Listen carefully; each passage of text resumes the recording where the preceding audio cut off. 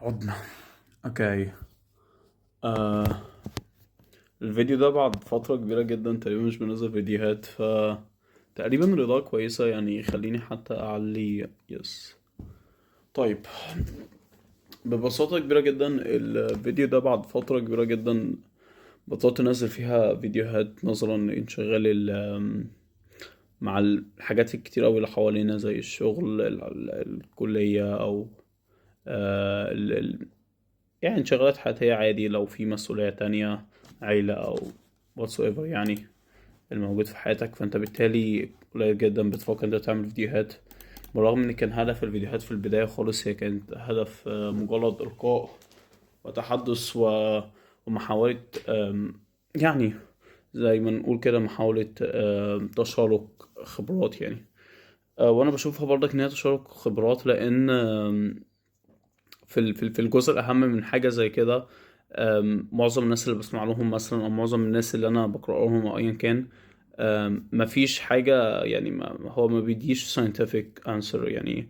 بمعنى إيه ما بيديش scientific answer؟ بمعنى إن هو بيقول رأي شخصي، دي حاجة subjective وإلى ما آخره. فبالتالي هو مش يعني مش بيحاول، أنت بتشوف المنتاليتي بتاعته. ومن هنا أنا جربت إن أنا أتكلم في حاجة مش رأيي الشخصي، هي أكتر ما هي حاجة علمية. وهي حتة الجروث مايند سيت، أو حتة العقلية الكونستراكتيف. بمعنى إيه العقلية البنية؟ الشخص اللي بيبص للحاجة من منظور بناء شوية. يعني أنا كمكاري مثلا، مش هينفع إن أنا أقول أنا فاشل في حاجة زي كده. هاجي أقول والله هو مش وقتي علشان أجيب حاجة زي كده، فاهم؟ ومن هنا نقدر ان احنا نحاول ان احنا نحدد معاني حاجات تانية كتير قوي. زي مثلا، انا مش هعرف احل المسألة دي لان انا مش غبي، انا بس محتاج ان انا براكتس عليها اكتر. آه، مثال واقعي هو في حاجات طبعا تافهة جدا، هو في حاجات تانية ممكن نتكلم عنها، ولكن ممكن برضك نشيرها في حاجة زي كده. وهي لعبة نط الحبل. نط الحبل أول مرة أنت ما بتجيبش أول مرة، فما ينفعش أنت تقول اللعبة دي مش ليك، أو أنت غبي، أو أنت مش عارف التكنيك التكنيك بتاع اللعبة إزاي، فأنت مش عارف مش تلعبها. لأ، هي محتاجة براكتس، محتاجة إن أنت تأوبزرف وتراقب نفسك كويس جدا. ومن هنا هتبدأ إن أنت تحط آراء، أو من هنا تبدأ إن أنت تبص أنت عايز تعمل إيه. ببساطة كبيرة جدا، لعبة نط الحبل، انت بتلعب اول عدة، تاني عدة مش بتجيب الحبل، فبالتالي بتحاول مرة تانية بتمسك الحبل كده، بتبص طب هل انا ماسك صح ولا محتاج ان انا اوسع ايدي observation، بتراقب. ما ينفعش انت تبص الحياة بنظرة الشؤمية بس، لان الحياة فيها حاجات كتير قوي لسه انت ما عشتهاش. آم، اكاد اقول ان في ناس عايشة حياة صعبة جدا، او يعني ده اكيد ده العالم. واكيد انت مش من ضمنهم، يعني لو انت مش من ضمنهم، او انت اكيد بنسبة كبيرة جدا مش ضمنهم، لان انت حاليا معاك تليفون والى ما اخره.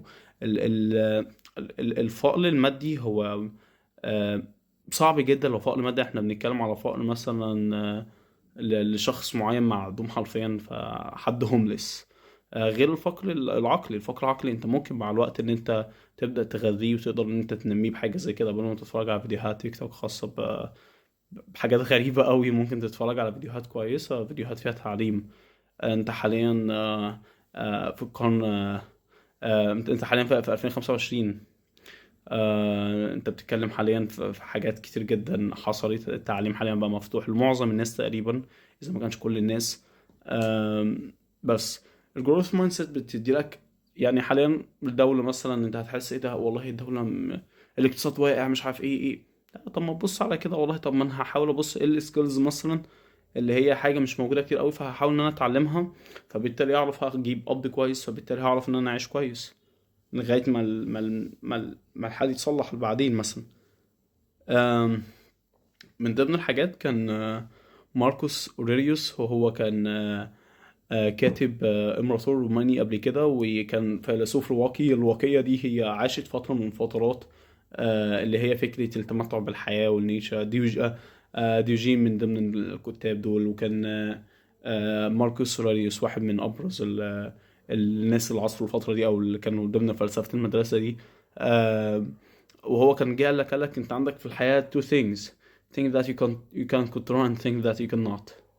وجه قال لك حاجة تانية، اللي هو بمعنى ايه، مثلا بيجي يقول لك انت عندك حاجتين في الحياة: حاجة تقدر تكنترول وحاجة لأ. الحاجة اللي انت تقدر تكنترول ولا تشتغل عليها واشتغل بطريقة efficient، وحاول ان انت تبص على حل.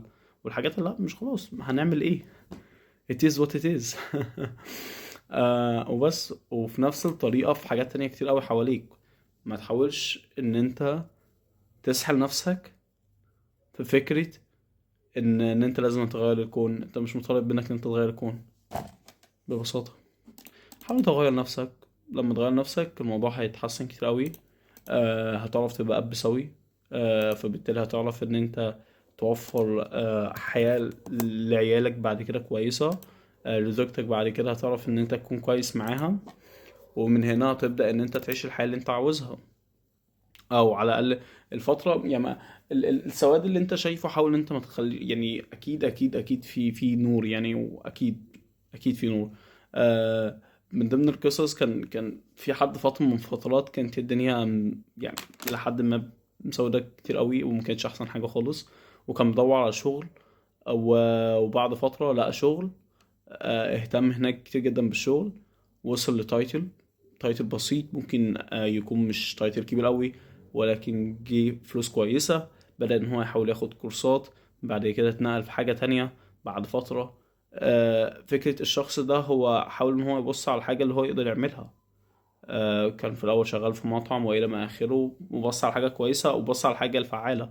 مش هيقعد يجي يقول لك لا الحياة طب ما أنا بالتاني مش متوفر لي تعليم كويس. بدأ إن هو يحاول إن هو يتعلم لغة وإلى ما آخره، وبص على الطريقة الفعالية يعني. بس لازم نبص على الموضوع بطريقة فعال أكتر وبطريقة بنية. حتى هو للناس. حاول إن هي تخليها يعني حاجة بنائية أكتر. آه الناس كلها عارفة الوحش اللي فيهم يعني كتير. حاول إن أنت تبص على الحاجة الحلوة وقول لهم إنهم حاجة حلوة فيفتكروا الحاجة الحلوة، فبالتالي الحلو لما يكتر الوحش هيقل. بمعنى إيه؟ أنا كمكاري مثلا عندي 5 صفات حلوين واتنين وحشين. لو فضلت تقولي ان الحاجات الوحشة عندي كتير قوي، انت كده مش بتديني awareness بيها، لان انا تلقائيا عندي awareness بيها. انا عندي مشكلة في حاجة زي كده. لكن انت ممكن تقولي على الحاجات الحلوة، فبالتالي بطريقة ما او باخرى انا هريكوجنايز بعد كده الحاجات الوحشة، او هعمل حاجات حلوة كتير قوي، فبالتالي انت مش هتشوف الوحش. يعني يستحسن حتى لو كنت مثلا في مشوار او في حاجة، او شفت حد اتعصب على ابنه او ايا كان، او حاول ان انت توضح النقطة كويسة في اللي هو عمله. وبعد كده ممكن بطريقة ما آه، ان انت تعرف تبروفايد الفيدباك بطريقة كويسة. آه، آم، في مثال بقول لك it's not matter about what you say, it's matter about how to say it. مش هي فكرة إيه اللي هتقوله، على فكرة ازاي هتقوله.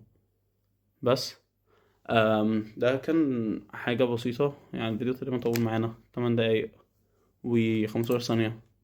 انا اتبسطت إني عملت فيديو، اتبسطت ان انا رجعت. آم، بخصوص فيديو القناة، بخصوص اي حاجة. آم، يعني المفروض ان احنا كنا هنعمل فيديوهات خاصة ب... بحاجات خاصة بكورسز والى ما اخره وكده. في حاجات كتير جدا جاية. ف... فبس